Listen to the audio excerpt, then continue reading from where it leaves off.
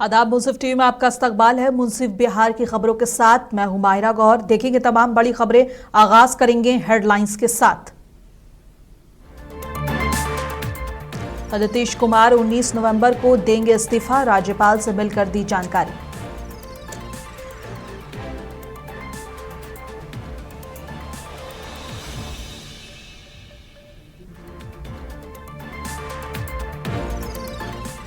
Bihar BJP प्रदेश अध्यक्ष दिलीप जायसवाल का दावा, नई सरकार में नीतीश कुमार ही होंगे मुख्यमंत्री।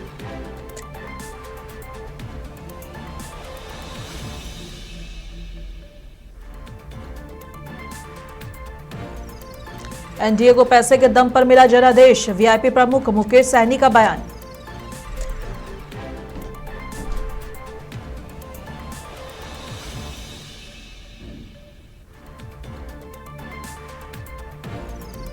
बेतिया में दर्दनाक सड़क हादसा, 3 लोगों की मौत, दर्जन भर लोग घायल।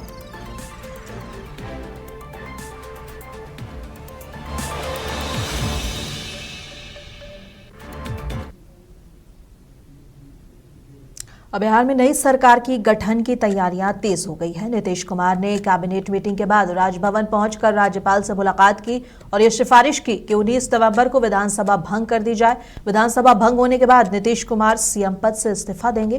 कैबिनेट की बैठक में एक प्रस्ताव पारित कर नीतीश कुमार को राज्यपाल से मिलकर मौजूदा विधानसभा भंग करने का प्रस्ताव देने के लिए अधिकृत किया। और एक दिन पहले मुख्य निर्वाचन अधिकारी विनोद सिंह गुजियाल ने राज्यपाल आरिफ मोहम्मद खान से मुलाकात की और हाल में हुए विधानसभा चुनाव में चुने गए सदस्यों की सूची सौंपी। चुनाव परिणाम शुक्रवार को घोषित हुए थे, जिसमें से 243 सीटों वाली विधानसभा में एनडीए ने 202 सीटें जीतकर प्रचंड बहुमत हासिल किया।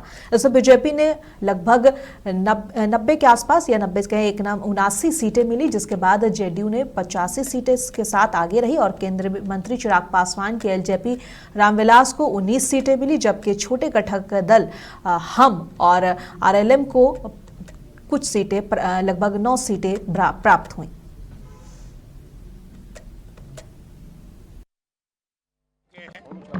मैंने विधानसभा का आम चुनाव सफलतापूर्वक संपन्न हो चुका है और नए विधायक चुन लिए गए हैं। इसलिए आज मंत्रिपरिषद में यह निर्णय हुआ कि जो वर्तमान विधानसभा है वह 19 तारीख के प्रभाव से वर्तमान विधानसभा को विघटित करने की अनुशंसा कैबिनेट ने की है, जो मुख्यमंत्री जी के माध्यम से मुख्यमंत्री जी के द्वारा अभी महामहिम को दे दिया गया है कि 19 तारीख के प्रभाव से वर्तमान विधानसभा का विघटन किया जाए। ये पहला प्रस्ताव था। दूसरा प्रस्ताव था कि पूरे कार्यकाल में, वर्तमान सरकार के पूरे कार्यकाल में बिहार के सभी पदाधिकारियों और कर्मियों ने जो सकारात्मक सहयोग दिया है सरकार की नीतियों और कार्यक्रमों का। और बिहार बीजेपी प्रदेश अध्यक्ष दिलीप जायसवाल ने बड़ा दावा किया। उन्होंने कहा कि नई सरकार में नीतीश कुमार की मुख्यमंत्री होंगे और केवल उन्हें नेता चुने जाने के औपचारिकता पूरी की जानी है। उन्होंने बताया कि कल सुबह 10 बजे प्रदेश बीजेपी कार्यालय में विधानमंडल दल की बैठक होगी, जिसमें पार्टी के नेता का चयन होगा। इसके तुरंत बाद एनडीए विधानमंडल दल की बैठक होगी, जहां नीतीश कुमार को औपचारिक रूप से नेता चुना जाएगा। जायसवाल ने यह भी पुष्टि की कि शपथ ग्रहण समारोह गांधी मैदान में आयोजित होगा, जिसमें प्रधानमंत्री नरेंद्र मोदी और बीजेपी शासित राज्यों के मुख्यमंत्री भी शामिल होंगे। को पहली सूचना मैं दे रहा हूं, कल 10 बजे भारतीय जनता पार्टी के अटल सभागार में विधायक दल की बैठक है और भारतीय जनता पार्टी विधायक दल की बैठक में अपने नेता का चयन करेगी। उसमें केंद्र से भी हमारे ऑब्जर्वर आएंगे और उसके बाद जो है फिर एनडीए और फिर सरकार गठन का काम पूरा कर लिया जाएगा। सरकार गठन का काम 21 तारीख तक पूरा हो जाएगा। विस्तृत जो है सूचना आपको हम लोग देंगे। वीआईपी प्रमुख मुकेश सहनी ने कहा कि चुनाव में तो हार जीत होती है। महागठबंधन को सफलता नहीं मिली और एनडीए को सफलता मिली है। हम उनको बधाई देते हैं, लेकिन उनको पैसे के दम पर जनादेश मिला है। में तो दो ही चीज होता है ना, कि हार और जीत। तो निश्चित तौर पे महागठबंधन को जो सफलता मिलना चाहिए नहीं मिला, और एनडीए को सफलता मिला है, तो एनडीए को बधाई दे रहे हैं, उनके टॉप लीडरशिप को बधाई दे रहे हैं, लेकिन जनादेश उनको नहीं मिला है। वो पैसे के दम पर उनका जनादेश मिला है, जो सरासर देश के लोकतंत्र कहीं ना कहीं खतरे में है। चुनाव के बीच चुनाव में अगर किसी को पैसा दिया जाए तो ये अपने आप में बड़ा सवाल है। देश में रील में चल रहा है कि अगर 10,000 में क्या मिलता है, तो 10,000 में बिहार सरकार मिलता है। तो ये अपने आप में आश्चर्य वाली बात है कि देश में इस तरीके से चल रहा है। और पहले रात और कांग्रेस नेता राशिद अल्वी ने लालू परिवार में चल रहे विवाद पर कहा कि मैं लालू जी से बड़ी अदब से कहना चाहता हूं कि आज नहीं तो कल आपका परिवार सत्ता में आ सकता है, लेकिन यदि परिवार ही सही नहीं रहेगा और उसमें झगड़े होते रहेंगे तो बिहार को कैसे संभालेंगे।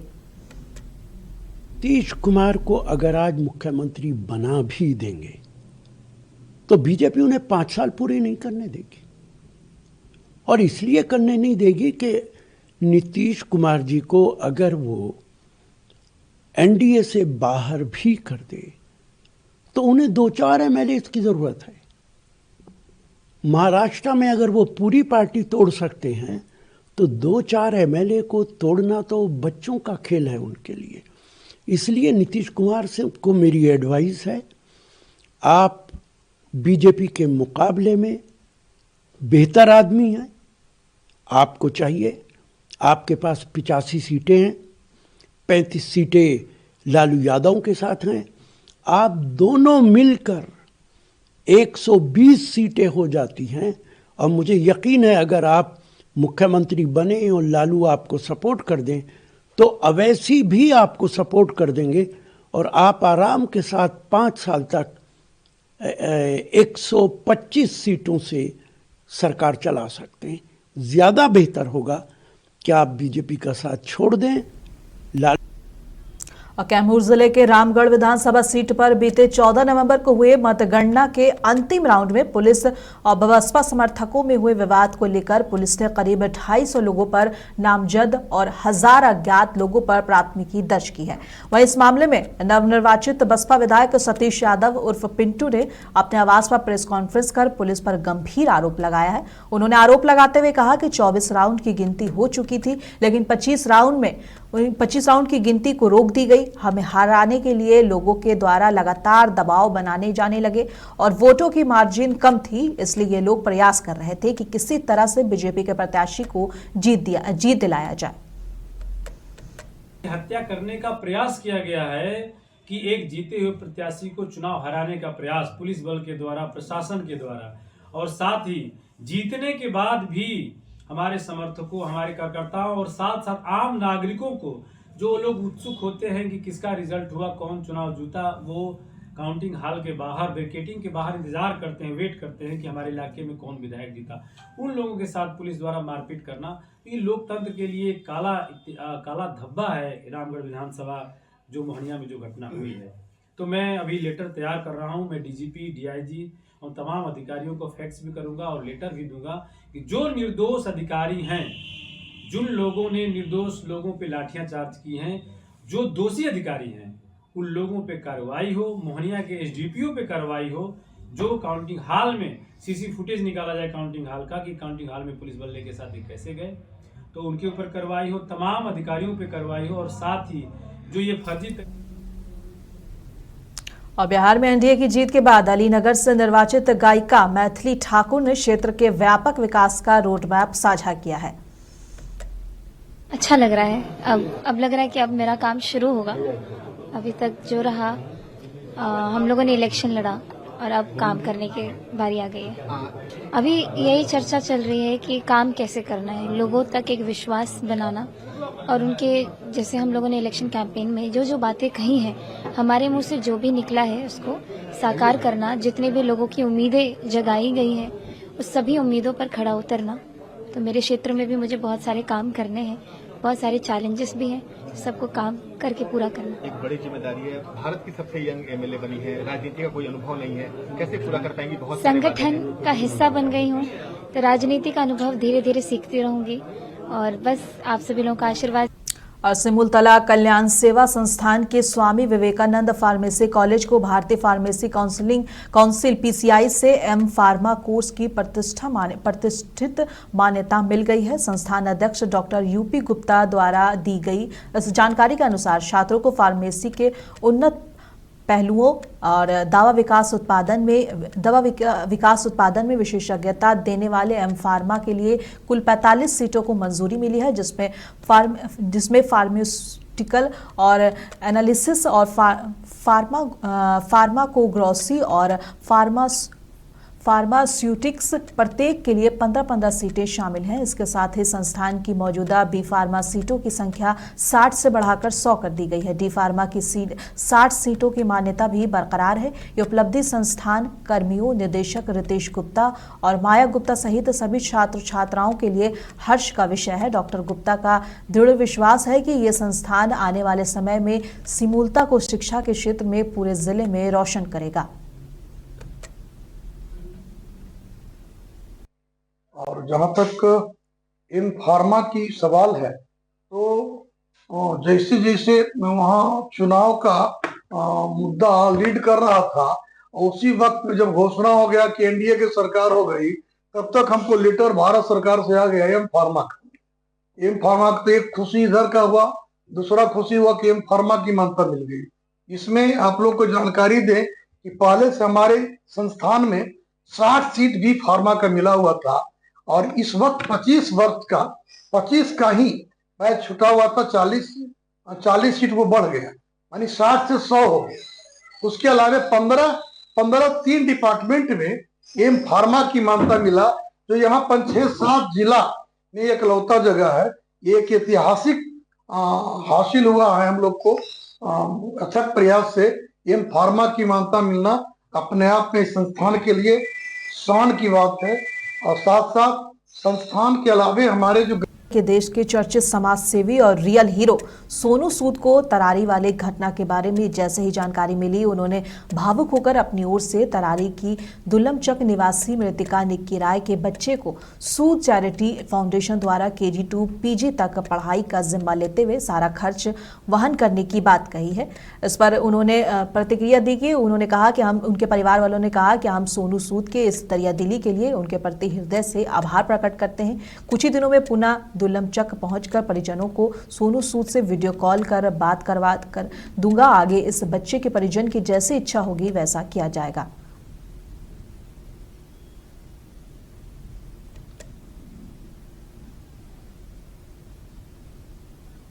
किशनगंज के ठाकुरगंज नगर पंचायत स्थित नया प्राथमिक विद्यालय बशीर नगर में मिड डे मील और MDM में घटिया सामग्री के उपयोग को लेकर हंगामा हुआ। विद्यालय के अध्यक्ष चांदनी कुमारी और सचिव मुन्नी खातून ने निरीक्षण के बाद आरोप लगाया कि बच्चों के जीवन से खिलवाड़ किया जा रहा है। उन्होंने प्रधान शिक्षिका अपर्णा कुमारी पर मानहानि का आरोप भी लगाया। वार्ड संख्या 11 के वार्ड पार्षद प्रतिनिधि अनिल कुमार शाह ने भी प्रधान शिक्षिका पर मनमानी और सरकारी धन में दुरुपयोग का आरोप लगाया। उन्होंने कहा कि यदि इसी तरह घटिया सामग्री का उपयोग जारी रहा तो छात्रों को कोई अनहोनी हो सकती है, तो इसकी जिम्मेदारी किसकी होगी। इस संबंध में उन्होंने प्रखंड शिक्षा पदाधिकारी से शिकायत की है। प्रखंड शिक्षा पदाधिकारी ने दूरभाष पर बताया कि मामले की जांच की गई और उचित कार्रवाई की जाएगी। विद्यालय का स्थिति बहुत चिंताजनक है, बहुत दयनीय है। विद्यालय की प्रधान शिक्षिका श्रीमती अर्पणा जी से विद्यालय संभाल नहीं रहा है। मिड डे मील के नाम पर सिर्फ खाना पूर्ति हो रहा है, बच्चों को नियमानुसार भोजन भी मुहैया नहीं कराया जा रहा है, और खुद अपसेंट हो जाना, बगैर मतलब का गैर हाजिरी रह जाना, यही सब ढर्रा बना हुआ है स्कूल का पिछले 2 महीना से। और इसके लिए हम लोग जो है कि विभागीय पत्राचार करेंगे, आगे जो संगत कार्रवाई होगी। उन्होंने आश्वासन दिया कि मैं 2 दिन का छुट्टी में हूँ, मैं जैसे ही लौटता हूँ तो मैं आपके साथ बैठ के बात करूँगा, स्कूल का विजिट भी करूँगा और उचित और सुपौल जिले के त्रिवेणीगंज थाना क्षेत्र अंतर्गत गोन्हा वार्ड नंबर 4 स्थित अंबेडकर चौक बड़ी नहर के पास रविवार देर रात एक भीषण आग ने 4 दुकानों को अपनी चपेट में ले लिया। अचानक लगी आग से इलाके में अफरा तफरी मच गई। स्थानीय लोगों के अनुसार आग लगने की घटना रात करीब 2:30 बजे हुई। आग की चपेट में आए दुकानों में गैरेज, सैलून, होटल और किराना दुकान शामिल थे। ये दुकानें दीपक ठाकुर, इंद्रजीत सदा, दिनेश शाह और शंभू राम की बताई जा रही है। दुकानदारों के अनुसार इस भीषण आग में करीब 4 लाख रुपए से अधिक का सामान जलकर खाक हो गया। और दुकानदार दिलखुश कुमार, जो अपने ही दुकान में सोए हुए थे, ने बताया कि आग इतनी तेज फैल रही थी कि कुछ समझ में नहीं आ रहा था कि क्या किया जाए। घबराहट में उन्होंने घर वालों को फोन किया, पर जब तक वो लोग मिलकर आग बुझाने की कोशिश करते तब तक पूरा दुकान जलकर खाक हो गया। पुलिस मामले की जांच में जुटी हुई है। सर, हम लोगों को जानकारी नहीं है कैसे आग लगी।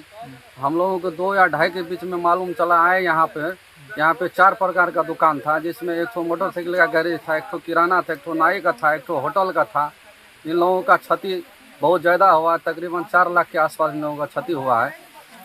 हम यही कहेंगे, इसका सही जांच करके सही लाभ मिलना चाहिए। हमारा तबीयत डाउन था, हम चले गए। अब भागलपुर साइबर गिरोह से जुड़े अपराधियों ने बिजली मीटर अपडेट कराने के नाम पर भागलपुर संयुक्त भवन में तैनात एक होमगार्ड के जवान को झांसे में लिया और उनसे 92,000 रुपए की ठगी कर ली। और बरारी थाना क्षेत्र के बड़ी खंजरपुर के रहने वाले होमगार्ड जवान विनोद कुमार यादव ने बताया कि बैंक में उसने अपनी बेटी की शादी के लिए बड़ी मुश्किल से पैसे जमा किए थे, लेकिन बीते 6 नवंबर को वे साइबर ठगी के शिकार हुए।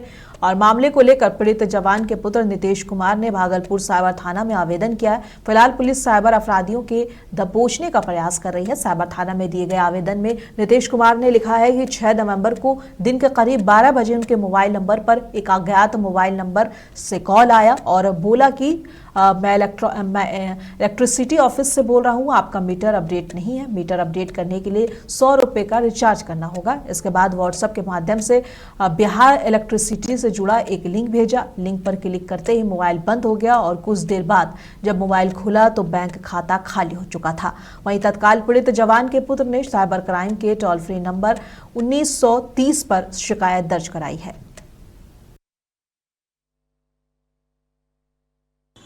एक 6 तारीख को मेरा पैसा खाता से साइबर क्राइम हो गया, करीब 92,000 खाता से निकल गया। साइबर थाना में केस भी किया सीमान, तो वहाँ बोला कि पैसा आपका मिलने की चांस है, सही वक्त पे आप आ गए हैं। लेकिन फिर बाद में बोला कि पैसा निकल गया है, पैसा मिलना मुश्किल है, जो प्रोसेस में है, कार्रवाई हो रहा है। तिलका कचहरी चौक बिजली ऑफिस है सर। हमारे लखवा में वहाँ पे फोन आया सर कि आपका 125 में जो बिजली फ्री मिल रहा है वो आपको फायदा नहीं मिल रहा है, जो 100 रुपया का रिचार्ज तुरंत करवाइए। तो उसने 100 रुपया रिचार्ज कराया, फिर बोला मीटर के पास जाए, तो मीटर के पास गया, तो वहाँ से बोला क्लिक कीजिए, तो कौन क्लिक किया, अब लिंक आया था कोई जी, वही OPD नंबर ले लिया। OPD नंबर लेने के बाद फिर उसका मोबाइल हैंग हो गया कम से कम 15-20 मिनट। 15-20 मिनट बोला कि छटपटाने लगा मेरा लड़का, बोला क्या हो गया, फिर सिम तीन निकालने लगा। फिर बाद में रिंग आया, तो रिंग आया तो जनता दल यूनाइटेड के राष्ट्रीय महासचिव इंजीनियर सुनील ने अपना 57वां जन्मदिन अनोखे अंदाज में मनाते हुए इसे स्कूली बच्चों के नाम कर दिया। इस मौके पर बच्चों के बीच खुशियां बांटते हुए उन्होंने कहा कि आज का दिन उनके लिए दोहरे उत्सव का है। उन्होंने बताया कि एक और जहां मुख्यमंत्री नीतीश कुमार बिहार में 10वीं बार मुख्यमंत्री पद संभालने जा रहे हैं, वहीं दूसरी ओर उन्हें बच्चों के साथ जन्मदिन मनाने का सौभाग्य मिला है। बच्चों संग जन्मदिन मनाना किसी सौभाग्य से कम नहीं। इंजीनियर सुनील ने कहा कि पूरे बिहार में खुशी की लहर है, क्योंकि जनता ने एक बार फिर नीतीश कुमार पर भरोसा जताया है। उन्होंने बिहार वासियों को स्नेह के लिए आभार व्यक्त करते हुए कहा कि एनडीए के सभी नेताओं ने नीतीश कुमार के नेतृत्व पर विश्वास दिखाया है। विकसित बिहार का सपना मुख्यमंत्री नीतीश कुमार का है और वे कानून का राज स्थापित करते हुए विकास की राह पर राज्य को आगे बढ़ाएंगे। मुझे बहुत अच्छा लग रहा है कि मेरे प्यारे बच्चे मेरे स्नेह के साथ हमें विश करने के लिए आए हैं, और जिस स्कूल से आए हैं उनके सारे टीचर्स लोग को भी और सारे बच्चों को मैं बहुत बहुत शुभकामना देता हूं कि ऐसे अवसर पर कोई जन्मदिन मनाए तो निश्चित रूप से एक बच्चे के साथ जन्म मनाने का जो ख्वाब होता है, जो ख्यात होता है, वो अलग अनुभव होता है। इसलिए बहुत अच्छा लगा। अब भागलपुर के नवगछिया पुलिस जिला अंतर्गत इस्माइलपुर थाना क्षेत्र में हुए नंदकिशोर मंडल हत्याकांड का पुलिस ने महज 2 घंटे में खुलासा कर दिया। पुलिस अधीक्षक नवगछिया के निर्देश पर एसआईटी टीम की तकनीकी और मानव स्रोतों की मदद से आरोपी को गिरफ्तार कर लिया। इस्माइलपुर थाना को सूचना मिली कि मेघला टोला स्थित खेत में नंदकिशोर मंडल का खून से लथपथ शव पड़ा है। सूचना मिलते ही नवगछिया पुलिस एवं एफएसएल टीम मौके पर पहुंची और घटनास्थल से महत्वपूर्ण साक्ष्य एकत्र किए। पुलिस ने एक विशेष टीम का गठन कर तेजी से कार्रवाई की और मुख्य आरोपी विकास कुमार पिता दिनेश मंडल निवासी बसाठा थाना इस्माइलपुर को गिरफ्तार कर लिया और पूछताछ में आरोपी ने हत्या की बात स्वीकार कर ली है। गिरफ्तार विकास कुमार ने पुलिस को बताया कि नंदकिशोर मंडल का भतीजा विकास की पत्नी को भगा कर ले गया था। इस मामले में जब उसने नंदकिशोर से पूछा कि उसकी पत्नी कहां है और उसका भतीजा कहां गया है तो नंदकिशोर ने कोई जानकारी देने से इनकार कर दिया। इसके बाद से आक्रोशित होकर विकास ने 15 नवंबर की शाम खेत में घात लगाकर नंदकिशोर की चाकू से गला और पेट काटकर हत्या कर दी। पुलिस ने आरोपी की निशानदेही पर हत्या में प्रयुक्त चाकू और घटना के समय पहना खून से सना कपड़ा भी बरामद कर लिया है। इस्माइलपुर थाना प्रभारी को सूचना मिली कि मेघल टोला स्थित एक खेत में नंदकिशोर मंडल का खून से लथपथ शव बरामद पाया गया है। इस सूचना के और आरा छपरा 4 लेन पर भोजपुर जिले के कोइलवर थाना क्षेत्र अंतर्गत जमालपुर बाजार के समय पर रविवार को बड़ा हादसा हो गया। घटना को लेकर मिली जानकारी के मुताबिक एक चलती कंटेनर अचानक सड़क के ऊपर से गुजर रहे हाई टेंशन विद्युत प्रभावित तार की चपेट में आ गई। तार के संपर्क में आते ही कंटेनर के पिछले हिस्से में आग पकड़ लिया और जिससे चारों ओर अफरा तफरी का माहौल बन गया। हादसे के दौरान कंटेनर के ऊपर बैठा चालक करंट की चपेट में आ गया जिससे वह गंभीर रूप से झुलस गया। आनन फानन में उसे कोइलवर पीएचसी लाया गया जहां पहुंचने से पहले ही उसकी मौत हो गई। सूचना मिलने के बाद कोइलवर थानाध्यक्ष नरोत्तम चंद्र पुलिस टीम के साथ मौके पर पहुंचे और बाद में फायर ब्रिगेड की सहायता से कंटेनर में लगी आग पर काबू पाया गया। मृतक सारण जिले के मांझी थाना क्षेत्र अंतर्गत मांझी डुबरी गांव निवासी अमर प्रसाद के पुत्र 26 साल के आकाश कुमार प्रसाद हैं जो कि पेशे से कंटेनर चालक था और बंगाल में वाहन चलाता था।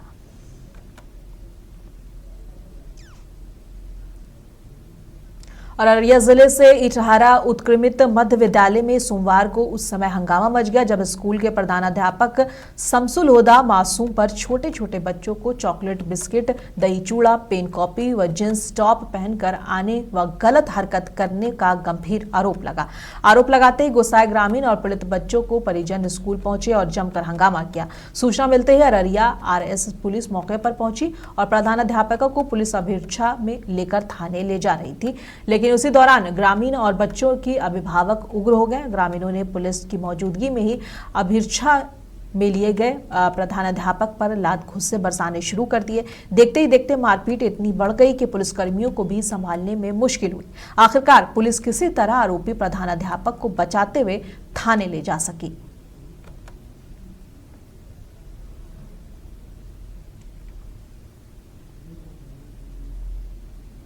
अब मुझसे बिहार की खबरों में बस इतना ही। कल फिर मिलेंगे इसी वक्त। तब तक के लिए देश दुनिया की तमाम खबरों के लिए बने रहें मुंसिफ टीवी के साथ।